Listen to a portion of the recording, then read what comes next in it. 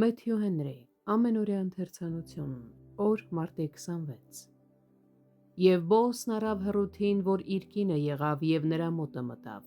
և Տերը նրան հղություն շնորհեց, և նա որդի ծնեց, և կնիկները Նոեմիին ասեցին. «Օրհնյալ լինի Տերը, որ քեզ առանց մոտ ազգականի չթողեց այսօր, որ նրա անունը Իսրայելի մեջ հիշվի»։ Հռութ 4 գլուխ 13-14 խոսքեր։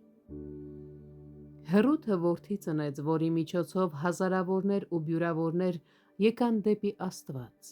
և որպես Քրիստոսի անմիջական նախնի նա նպաստեց բոլոր նրանց երջանկությանը, ովքեր պետք է փրկվեին նրա միջոցով թե մեզ հեթանոսներիս, թե հրեական ծագում ունեցողներին։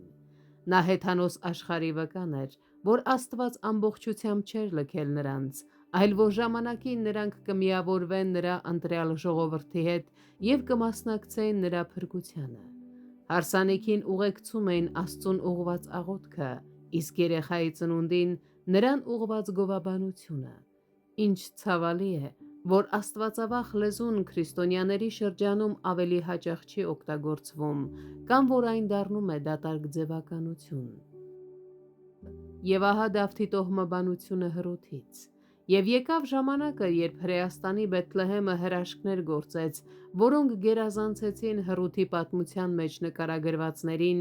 երբ նույն տոհմից մեկ այլ միայնակ կնոջ մերժված մանուկը հայտնվեց, ղեկավարելով աշխարհի հռոմեացի տիրակալի խորհուրդները և դեպի իրեն ձգելով իշխանների ու իմաստունների արևելքից, որոնք եկան ոսկու, կնդրուկի և զմուրսի ընծաներով նրա առաջ խոնարհվելու։ Նրա անունը հավիտյան պիտի մնա, և բոլոր ազգերը նրան երանելի պիտի կոչեն։ Հենց այս սերմով պիտի օրհնվեն երկրի բոլոր ազգերը։